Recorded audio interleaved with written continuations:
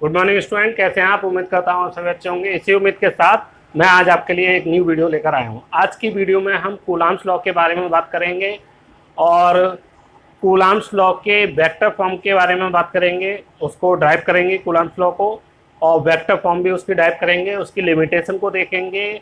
उसमें जो coulombs law means electrostatic force है और ग्रेविटेशनल फोर्स, उसमें क्या सिमिलरिटी होती है और क्या डिससिमिलरिटी या डिफरेंस होते हैं, वो आज हम पूरा डिस्कस करने जा रहे हैं। चलिए स्टार्ट करते हैं आज की video. Coulombs law.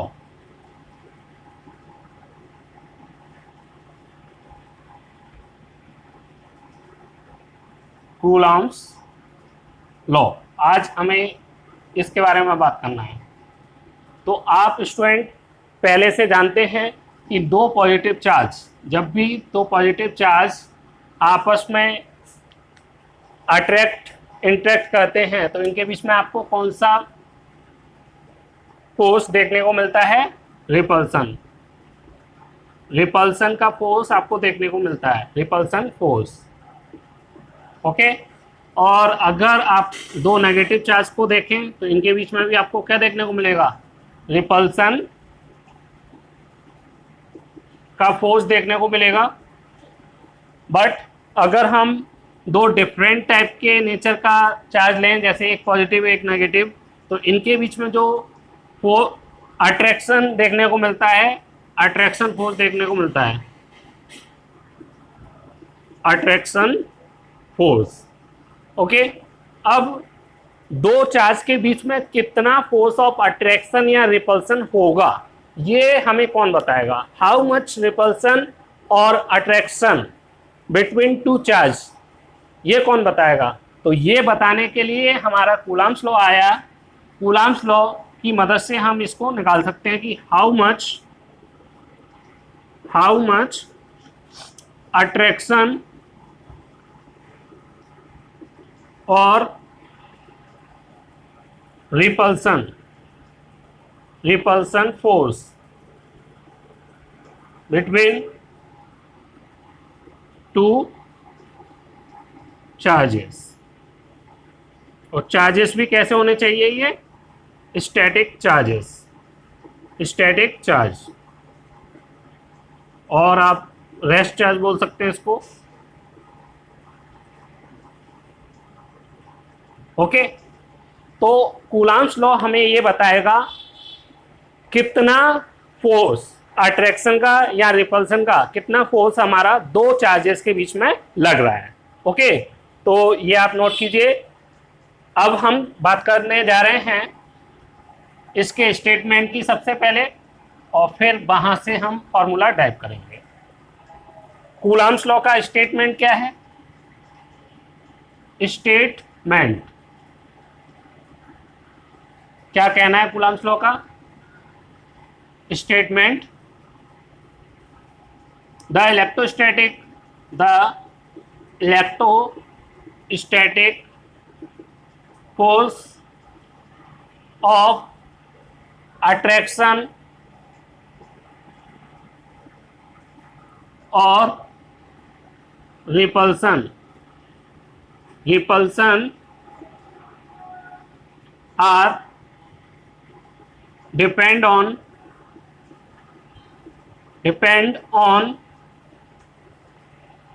the product directly repulsion are directly depend on the product of two charges, the product of magnitude of two charges, magnitude of two charges, and indirectly depend on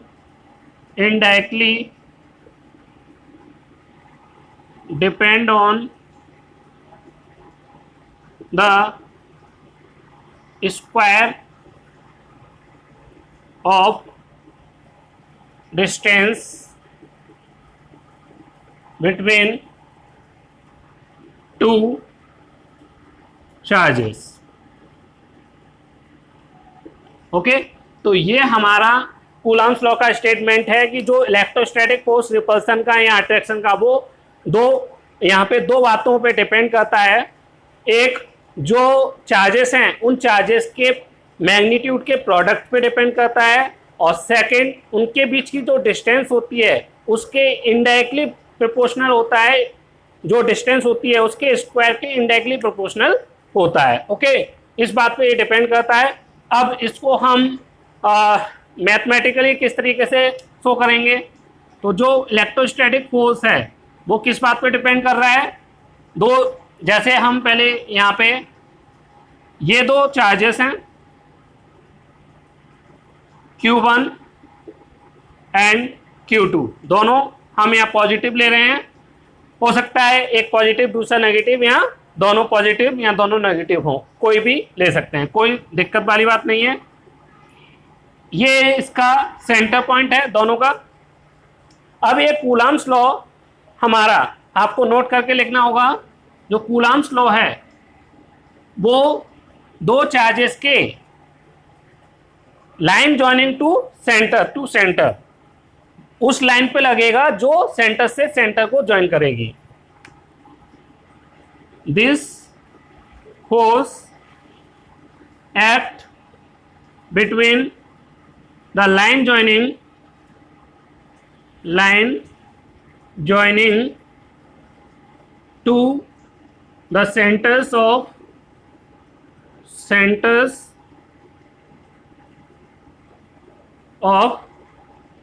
two charges। Okay, ये ऐसा नहीं है कि ये वाला जो charge है इस वाले चार्ज को इधर रिपेल कर दे या इधर रिपेल कर दे या इधर रिपेल कर दे, ओके, या इधर रिपेल कर दे, इस तरीके का नहीं है। ये रिपेल कहाँ पे करेगा, जो center to center line joining, माने ये वाला इस चार्ज को इसके सेंटर की तरफ क्या करेगा, रिपेल करेगा। ये पॉजिटिव चार्ज इस पॉजिटिव चार्ज को इसके सेंटर की डायरेक्शन में क्या करेगा, रिपेल करेगा। यहां पे F12 ये हो गया। Okay, force on 1 due to 2। F12 क्या है, यहां पे लिख दे रहा हूं मैं, F12 force on first charge due to second. Okay, और इसी तरीके से F21 ये वाला चार्ज ये वाला जो चार्ज का सेंटर है वो इसके सेंटर को क्या करेगा, अपोज करेगा इसकी डायरेक्शन में, F21। यहां पे F21 लिख दे रहे हैं, क्या होगा, force on second charge due to first charge. Okay, तो ये अभी मैं यहां पे आपको ये डायग्राम समझाया कि एक चार्ज दूसरे चार्ज को उसके सेंटर की डायरेक्शन में क्या करेगा, अपोज करेगा या अट्रैक्ट करेगा। क्योंकि हम दोनों पॉजिटिव चार्ज हैं तो यहाँ आपको रिपल्सन देखने को मिलेगा। ओके स्टूडेंट, तो आप इसको नोट कीजिए।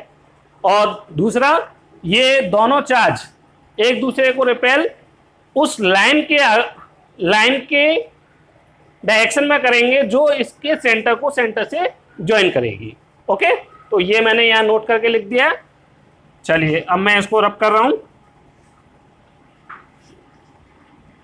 तो ये क्लियर हो गया कि ये line joining two centre work करता है, और ये वो डिस्टेंस है r, सेंटर से सेंटर के बीच की डिस्टेंस। ओके, ये तो ये फोर्स जो है electrostatic force directly depend on product of magnitude of two charges Q1 and Q2। Second, Fe depend directly to 1/r²। ये दो पॉइंट आपको याद रखना चाहिए। और तीसरा, ये इस बात पे भी डिपेंड करेगा कि ये दो चार्जेस कौन से मीडियम में रखे हुए हैं। तो तीसरी, एक इस पे डिपेंड कर रहा है, एक ये, और तीसरा depend on the medium in विच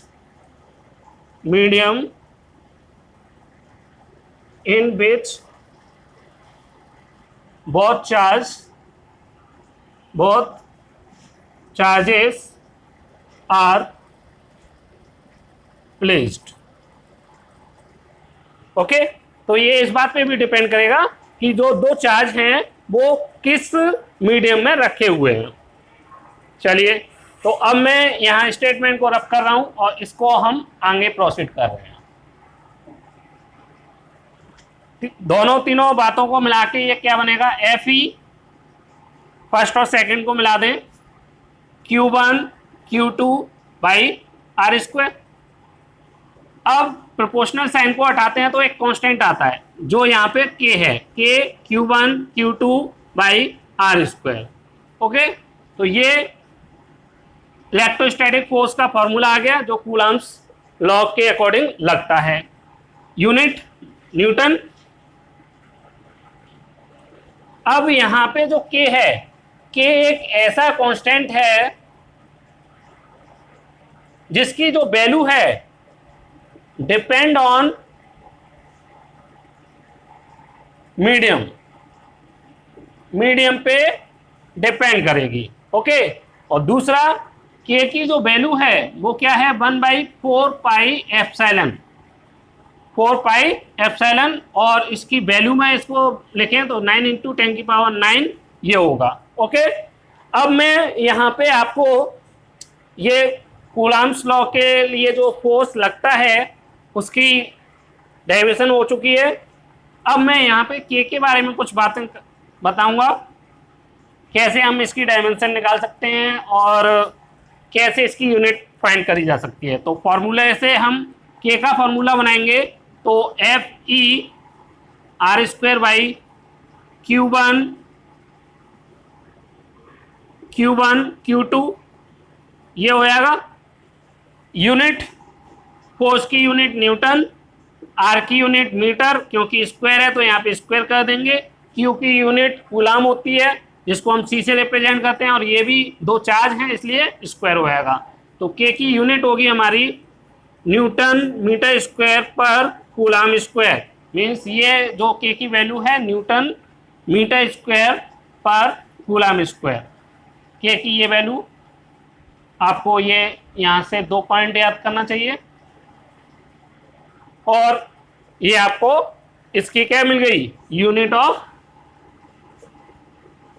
के, कांस्टेंट के की आपको यूनिट मिल गई। और ये ऐसा कांस्टेंट है जो वैल्यू में फिक्स नहीं है, ये केवल कांस्टेंट है, फिर भी इसकी वैल्यू वेरी करेगी किस पे, अकॉर्डिंग टू मीडियम। चलिए, तो ये आपका हो गया। अब मैं यहाँ पे इसकी डायमेंशन और निकालना बता रहा हूं। डायमेंशन ऑफ के, के की डायमेंशन क्या होगी, देखो एफ ई फोर्स की डायमेंशन क्या होती है, MLT-2 ये होती है, और आर स्क्वायर की डायमेंशन क्या हो जाएगी, L स्क्वायर, और क्यू की डायमेंशन क्या होती है, AT। ओके, तो ये हम यहाँ पे पुट करेंगे, के की जो निकालेंगे MLT-2 ये हो गया, और आर की L स्क्वायर, और नीचे हमारा AT, और क्योंकि डबल है तो इसका हम क्या कर देंगे square, A square T square, ये हो गया। अब हम इसको सॉल्व करेंगे तो क्या बन जाएगा हमारा, M L⁻³ T⁻⁻2, और ये पावर ऊपर जाएगी तो T⁻⁻4 और A⁻⁻2, ये हमारी K की डायमेंशन आ गई। डायमेंशन ऑफ K, ये डायमेंशन ऑफ K, K की डायमेंशन निकालना आ गया। आपको यूनिट फाइंड कर लिया आपने। अब इसमें हम इसकी वेक्टर फॉर्म को देखेंगे और उसके बाद फिर इसकी लिमिटेशन और क्या इसमें सिमिलरिटी है और क्या डिफरेंस होते हैं ग्रेविटेशनल फोर्स और इलेक्ट्रोस्टैटिक फोर्स के बीच में, वो देखेंगे। उससे पहले मैं आपको यहाँ पे इसकी वेक्टर फॉर्म मैं इसको टाइप करना बता रहा हूं। वेक्टर फॉर्म ऑफ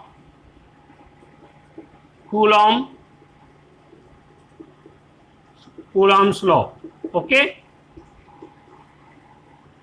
अब यहां पे क्या करना है, सेम वही दो चार्ज लेने हैं हमें, Q1 और एक चार्ज लेना है हमें Q2, और दोनों को मैं पॉजिटिव लेके चल रहा हूं। यहाँ पे ये भी पॉजिटिव नेचर का है, ये भी पॉजिटिव है। ओके, और इनके बीच की जो डिस्टेंस है सेंटर टू सेंटर, वो हमारी मॉड r के बराबर है।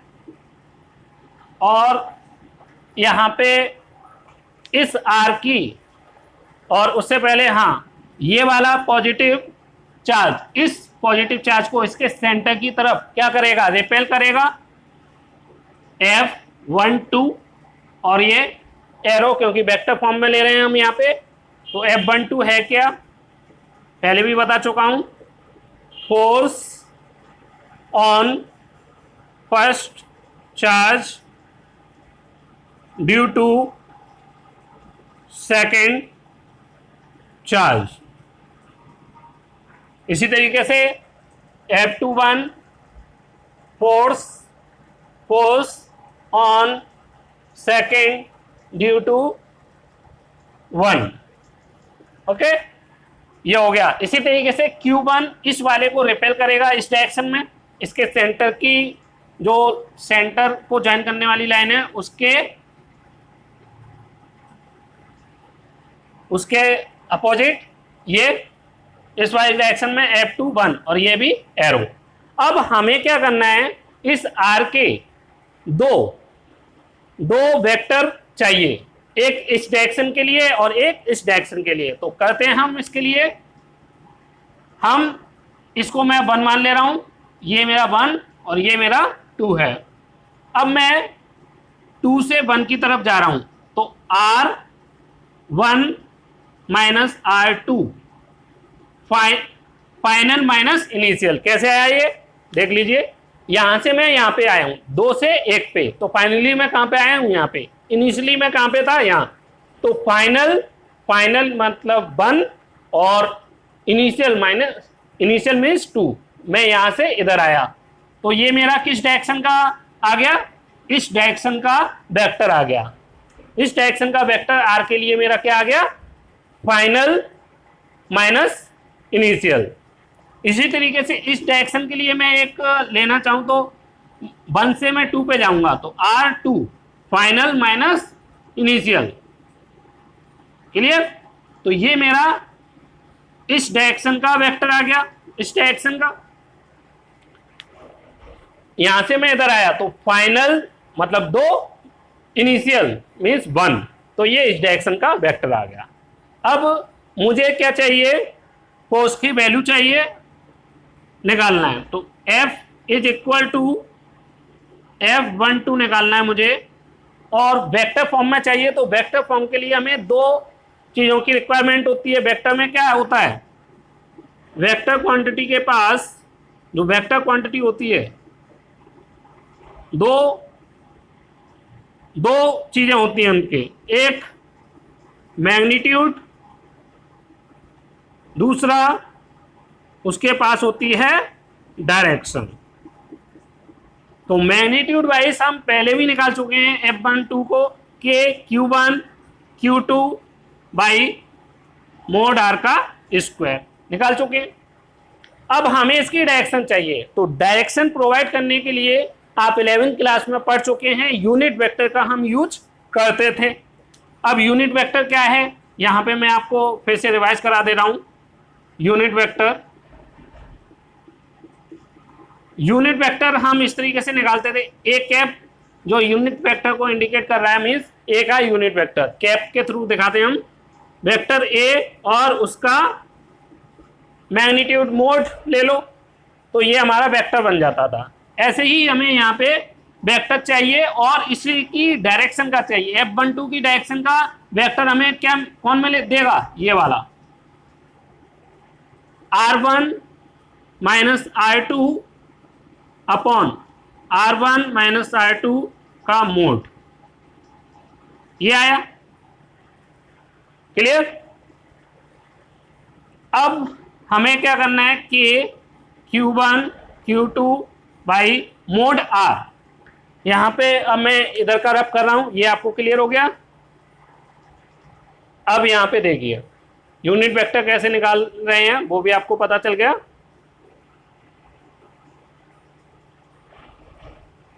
अब ये जो मोड R है, मोड R को क्या मैं ये लिख सकता हूं, R1 माइनस R2 का मोड, ये R और ये R1 माइनस R2 जो वेक्टर है, ये भी तो इसी वैल्यू के बराबर है। बस ये इस डायरेक्शन के लिए हमने इंडिकेट कर दिया है, वैल्यू वाइज ये मोड R और ये बराबर है। और similar R2 vector minus R1 vector, ये भी हमारा तीनों मैग्नीट्यूड वाइज क्या है, बराबर हैं। तो क्या मैं R को R1 माइनस R2 लिख सकता हूं?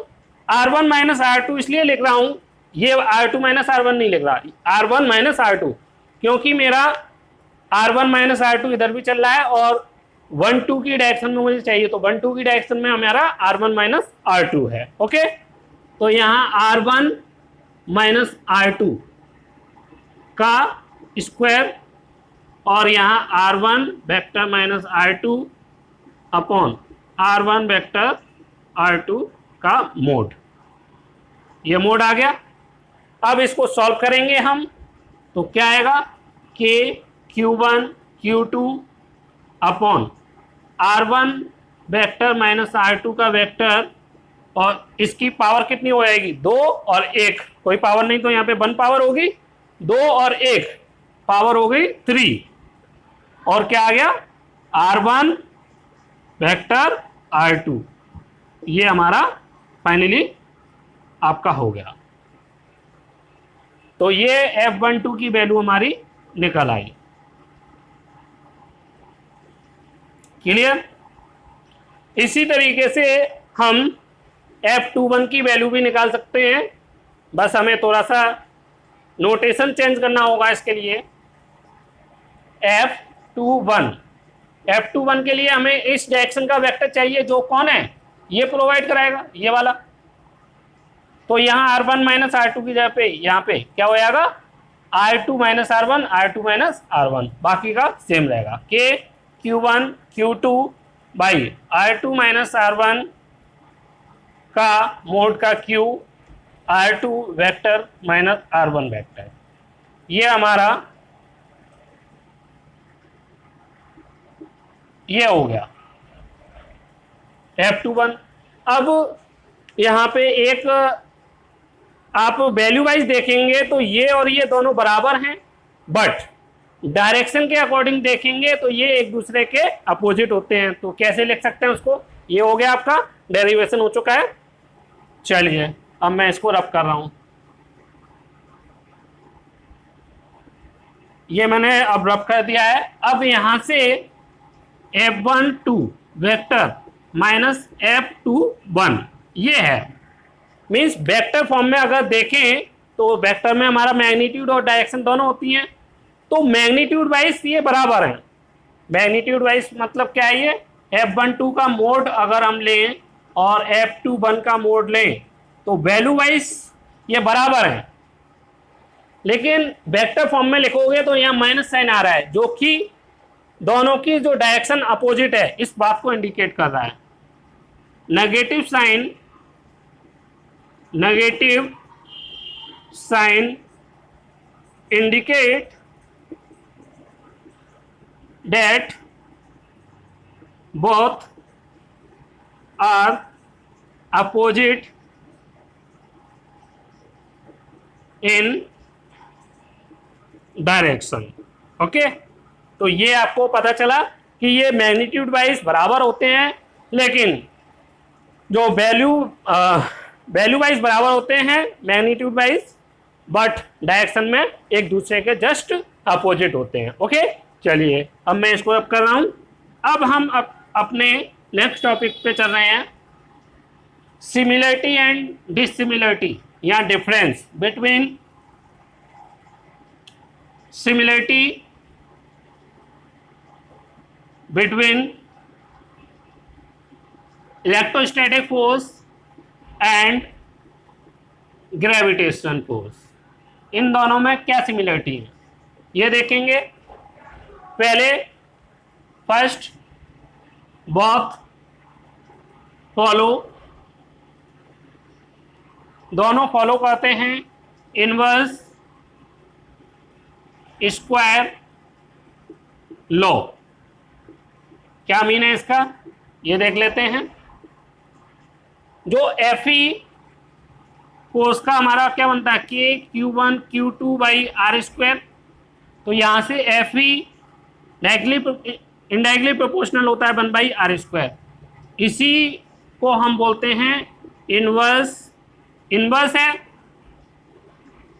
स्क्वायर है, inverse square law, inverse square law को फॉलो करता है। और एफ ई और आर के बीच में जो हमारा ग्राफ बनता है वो भी देख लीजिए, एफ ई और आर के बीच में। तो ये ग्राफ कुछ इस तरीके से बनता है, काफी ड्रास्टिक चेंज होता है। ओके, और इसमें ये भी देख लीजिए, इफ आर को हम ट्रिपल कर दें, अगर आर को ट्रिपल किया जाए तो एफ ई हमारा 1/9 टाइम्स क्या हो जाएगा, रिड्यूस हो जाएगा। तो ये इनके बीच में रिलेशन हम सेट कर सकते हैं। इसको हम रिड्यूस करेंगे, उसके स्क्वायर टाइम्स इस पे इम्पैक्ट पड़ेगा, या इसको हम रिड्यूस करें तो इसके स्क्वायर टाइम्स। तो ये इनवर्स स्क्वायर लॉ है। ओके, इसी तरीके से जो एफ जी ग्रेविटेशनल फोर्स होता है, जी m1 m2 by R square, यहाँ पे भी F G indirectly proportional to 1 by R square होता है। तो ये भी क्या कर रहा है, इनवर्स स्क्वायर लॉ को फॉलो कर रहा है। ओके, तो दोनों में ही आप देख पा रहे हैं इनवर्स स्क्वायर लॉ को ये दोनों ही फॉलो करते हैं। पहला, इनमें ये सिमिलरिटी है और इसको अब मैं रब कर रहा हूं।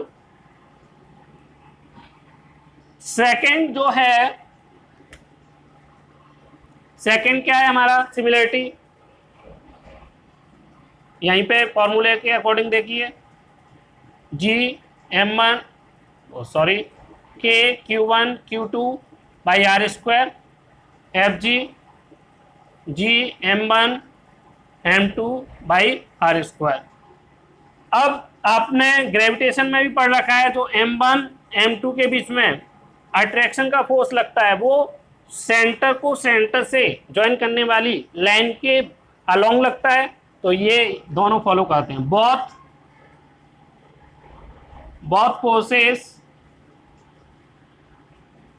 act the line joining on the line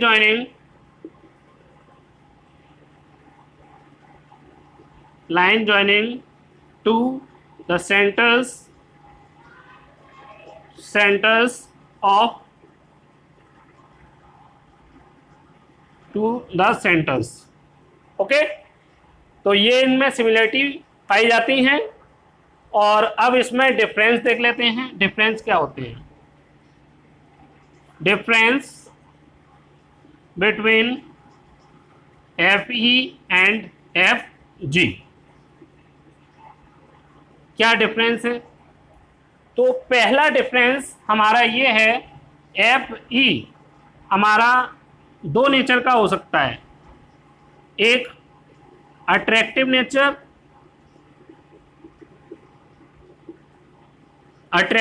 का हो सकता है। कब, जब दोनों हमारा एक पॉजिटिव एक नेगेटिव हो तो हमारा अट्रैक्टिव फोर्स लगेगा। और रिपल्सिव भी हो सकता है ये, रिपल्सिव नेचर को भी ये शो कर सकता है जब ये यहाँ तो दोनों पॉजिटिव हों, उस टाइम पे ये रिपल्सिव होगा, यहाँ पे दोनों नेगेटिव हो तो उस टाइम पे भी ये रिपल्सिव होगा। But F G always attractive in nature, attractive in nature. आपने कभी नहीं सुना होगा दो मास एक दूसरे को रिपेल करते हैं, ये हमेशा अट्रैक्ट करते हैं, तो ये हमारा अट्रैक्टिव नेचर का होता है। ये इसमें क्या पाई जाती हैं, सिमिलरिटी, वो डिफरेंस, पहला डिफरेंस ये है। ओके, और अब मैं यहाँ पे दूसरा बता रहा हूँ। दूसरा ये है सेकंड, Fe बहुत ज़्यादा स्ट्रॉन्ग होता है Hg के कंपेरिजन में, बहुत ज़्यादा स्ट्रॉन्ग होता है। ठीक है, ये Fe Fg के कंपेरिजन में बहुत ज़्यादा होता है। ये आपको दो डिफरेंस याद रखने चाहिए। अब इसकी लिमिटेशन, क्या लिमिटेशन होंगी इसकी, तो limitation of Coulomb's law, Coulomb's law की क्या लिमिटेशन है, तो पहली limitation, does not work on extended charge. Okay, extended charge पे वर्क नहीं करता है, केवल पॉइंट चार्जेस जो होते हैं इन पर एप्लीकेबल है, एप्लीकेबल। ओके, इस पे एप्लीकेबल है, इस पे एप्लीकेबल नहीं है, पहला। दूसरा, ये